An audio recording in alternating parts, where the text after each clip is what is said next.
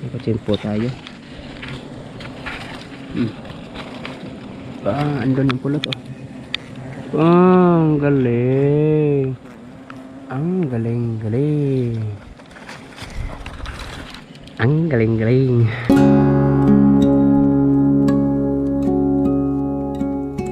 So yun guys, nandito ako ngayon sa gubat. May pupuhagin tayo ngayon. Curious lang talaga ako sa pukyuta na to, dahil galing ako doon sa ibabaw guys. Uy, ibon. May ibon lumipad. Galing ako doon sa ibabaw, doon sa sapa na may nung nakaraan may nakita akong uminom. Pero ngayon wala na. Pagpunta ko doon, uminom pa rin sila. Ito yung nakita namin nung nakaraang araw na manipis lang yung bahay. Parang wala siyang uluhan ba. Pero pagtingin ko dito banda, may kanto pala siya. Tingnan natin. Kaya nilinisan ko ang lugar, tapos nilagyan ko na ng pausok. Yan para pausok ko. Yan. Yung itim na yan. Yan, maliit lang yan. Mga kalahating dip pa lang. Yan. Tapos planuhan ko kanina, may bao naman ako. Sa curious kong to, pupuhagin ko to. Try ko kung may laman. Kung wala siyang laman, iiwan ko lang. Hahayaan na lang yung bayan yan. Hindi ko na aakyatin. Pero kung may laman, kahit aabot man ng isang bote o dalawa, kukunin natin. Pira pa rin yan. Kaya ako lang mag-isa ngayon, dahil naghanap ako ng pukyutan doon sa ibabaw. Pero wala nang uminom eh. Pero doon kasi sa ibabaw ang dami pa. Tapos papunta dito, curious talaga ako eh. Kaya yan, ito na ang para pausok natin. Dito ako papadaanin ko dito. Ito din yung pagkaswerte na may laman yung pukyutan na yan. Dito din ako dadaan para tanggalin yung pulot nila. Stay tuned. Oy, ibon nasa likod. Oh, ayun lumipad eh. Galing ah. Ang amo kain siguro yun. May bunga siguro ang kahoy na to. Mahirap din ang lugar ha. Yan, ang ilalim yan, mga matutulis na tinik. Kaya dahil ako lang mag-isa, off muna natin ang camera, tsaka lang tayo mag-update sa inyo pagka mapapausukan ko na. Pangit pa naman ang tempo, lakas ng hangin. Sana tatama agad. Tatama naman ito, mababa lang, pero sana lang madali. Sana tatama agad to. Kaunti lang, hindi malaki ang pausok na ginawa ko, para in case na walang laman, madali lang mapula yung apoy. Sana lang, grabe hangin eh. Paubusin itong aking pausok. Hindi pa naman malaki to. Sayang to kung ganito lagi. Nakaswerte ako guys, may laman. Manipis lang pero may laman. Hindi ako nakapag-vlog kanina dahil inasikaso ko pa. Ayan o, may laman o. Ayan, may laman. Pero pabalik-balik pa ang mga pukyutan yan, dahil bumabaliktad yung hangin kasi, kaya hindi gaano natamaan. Pero pagka ganito, medyo maraming ulap, nawawala yung hangin, kaya yan, tamaan na naman oh. Yun, sarado oh. Sarado. Simpo. Ayusin ko muna yung aking pausok. Ayos na rin to kahit papano guys. May madala tayo pa uwi. distansya ko mga isang lapad siguro, ganyan, isang lapad. Kaunti lang maliit kasi ang pukyutan na to guys, kaya hindi tayo mag-expect na maraming laman to, pero at least binaanan ko lang tapos napagtripan. Wala nga akong dalang balde, dala ko plastic, nasa bag lang plastic, kaya akitin na siguro natin to. Tayo na, let's do this. Pansit, sana hindi na mainit to. Gawa ng kuan kita nyo yan, yan kita nyo yan, gawa yan ng anong tawag ito, bayawak. Napagtripan siguro ng bayawak yung pukyutan, pero hindi kinaya, kaya hindi niya nakuha yung pulot niyan. Tapos yung mga sisiyaw ng mga bubuyo guys, sobrang takaw ng bayawak, kahit ngaliwan nilantakan yan.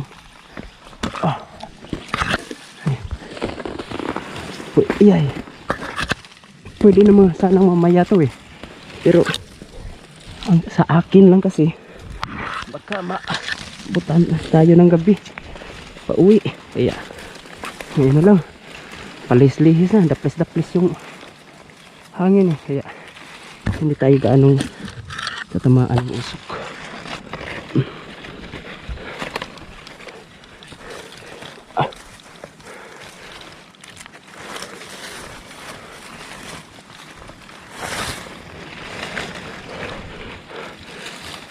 Tama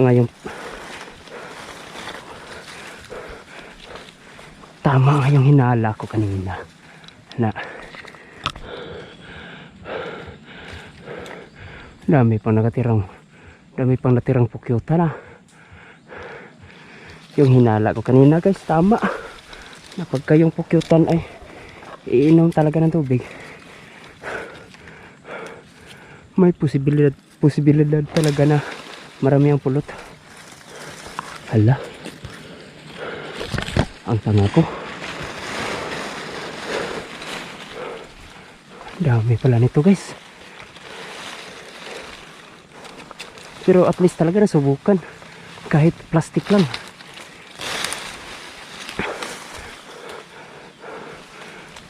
Delikado kung mabali ang sanga, ang puno. Ay hindi naman siguro matibay ito pagka ganito, kakagato pagka mga ganito. Dami na nilang sisiw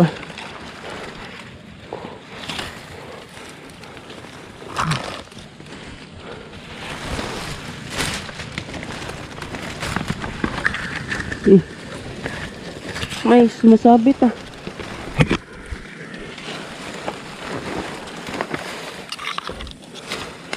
anong sumasabit? Ay, haratan, plastic pa naman ang dala ko, may haratan.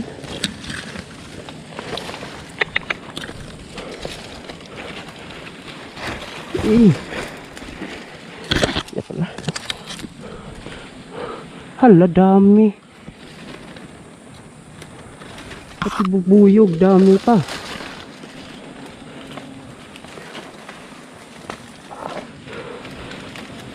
May diskarte naman ako nito guys kahit nandyan sila marami, may diskarte ako nyan para hindi tayo makagat, pang malupit ang diskarte yung ganyan. Dami sisiw.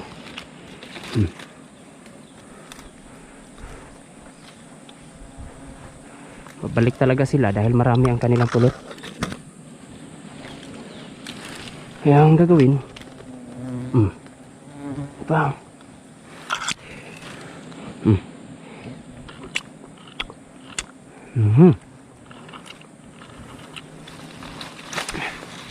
sarap. May bagay pa, kakapitan ng paa. Marami, maliit ang pukyutan guys pero maraming laman. Problema lang nito kamera. Mahirap kasi paglagay ng kamera eh. Dami pala eh. Hindi pala maliit ang bahay. Pero nasa gitna lang talaga.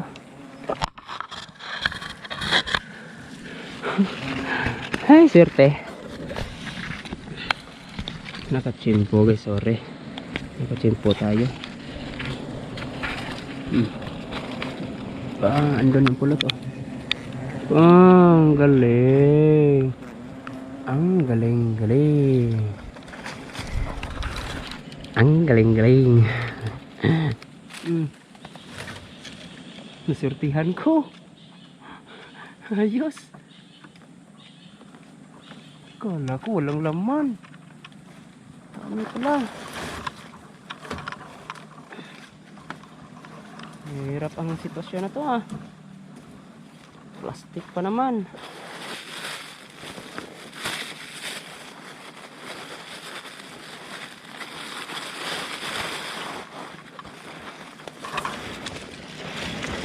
Ano, okay lang to isa.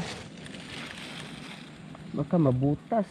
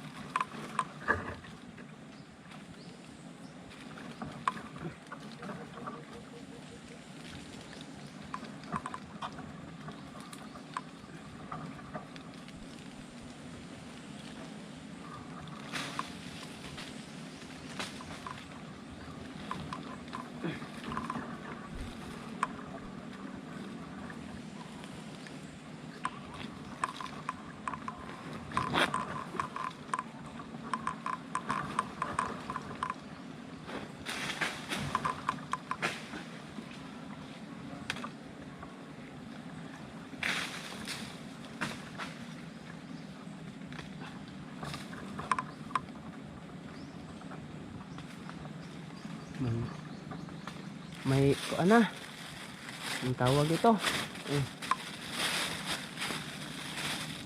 may dumi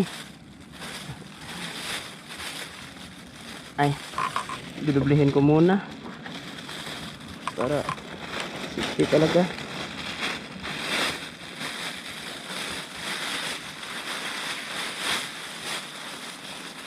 Tulo na yung kuan mga ang pulot.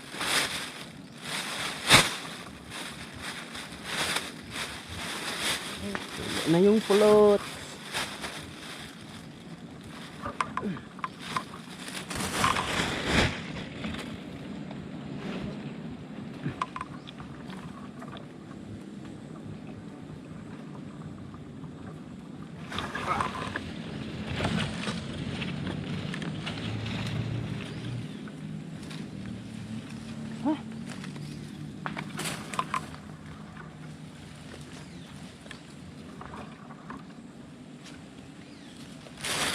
So na to guys, pasok pati pukyatan.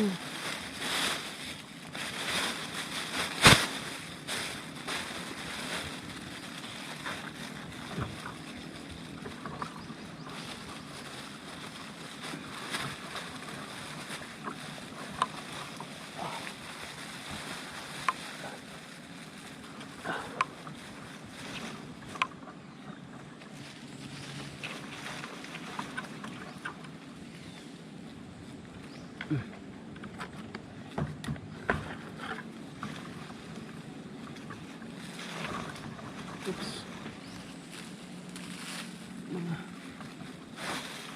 Nakawala yung paa ko ah.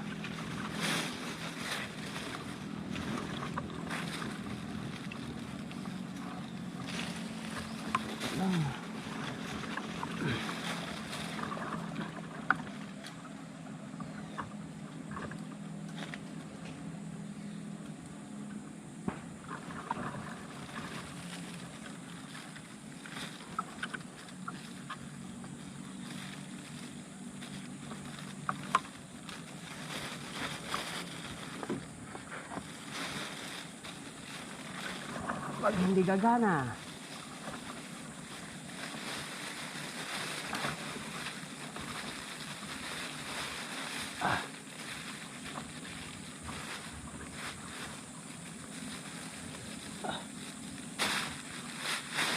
Okay. Buo. Mga dalawang lapad. Dalawang lapad, yes. Mga dalawang lapad. Ayos to. Buo natin nakuha.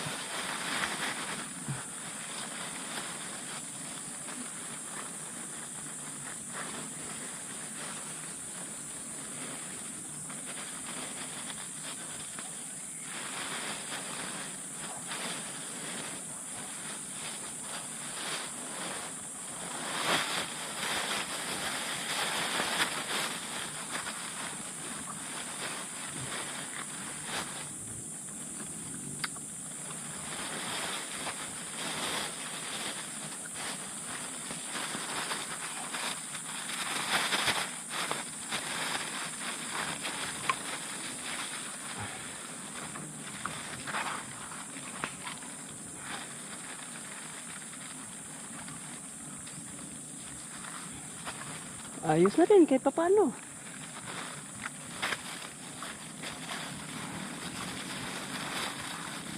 May madala pa uwi. May madala pa uwi guys.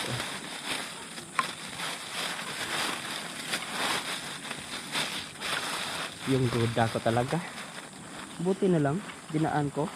Kung hindi pa, masayang to.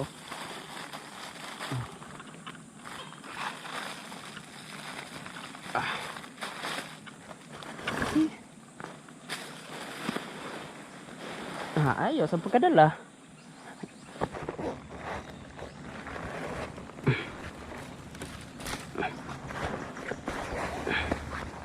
Yun, okay na tayo dito. Pwede na tayong bumaba. Ayos din ang pagkakalagay nitong pukyuta na to. Kahit maliit siya, kala ko lang laman.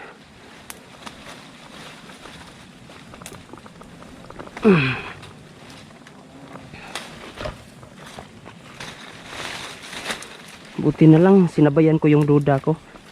Pagdaan ko sa ibaba, doon sa may mga pukyuta na uminom sa tubig, sobrang duda ko talaga na paano kung may laman.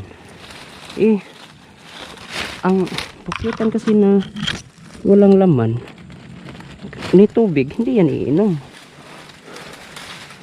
Kaya napag-isip-isip ko, napuhagin. Diba? Ayos. Nagpasalamat pa rin ako sa aking duda. Tapos ang dali lang natapos. Buti na lang nawala yung hangin. Grabe hangin kasi kanina eh. Nahirapan tayo sa pagtama ng usok. Pero at least yung bag ko may laman na. Kaya swerte pa rin. Sarap pa ng daanan, no. Dito lang yung usok hindi pa na, yung apoy hindi pa na ubos. Doon sana ako dadaan sa kabila, pero ang problema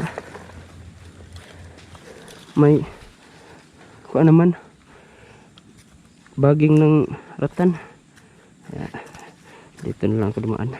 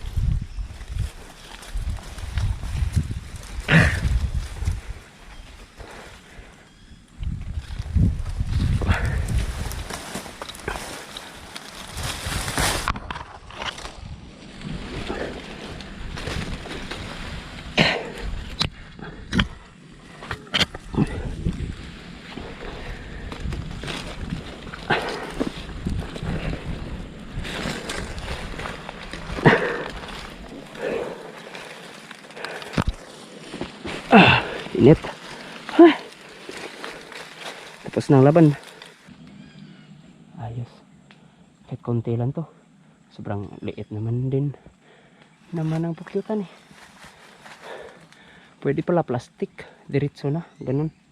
Pero magdepende sa sanga. Kung malaki ang sanga, problema din tayo. Dahil nakuha ko na naman yung pulot nandito. Buti na lang, no? Oh, may kabigatan eh. Oh, tingnan niyo yung ugat, oh. Dalawang lapad. Abot. Kaya, kakain lang ako. Tanghalian. Tanghalian pa. Kain lang tapos maligo muna ako dun. Mamanlaw na lang ako pagka abot ko sa amin. Maligo pa dun para mawala naman yung init ng katawan. So ayan, salamat sa panonood. Hindi na natin pataasin yung video dahil kaunting pulot lang naman yan. Pero jackpot pa rin. Kung sa presyuhan 1,000 pesos din ang kikitain ko nun. Kaya salamat sa panonood.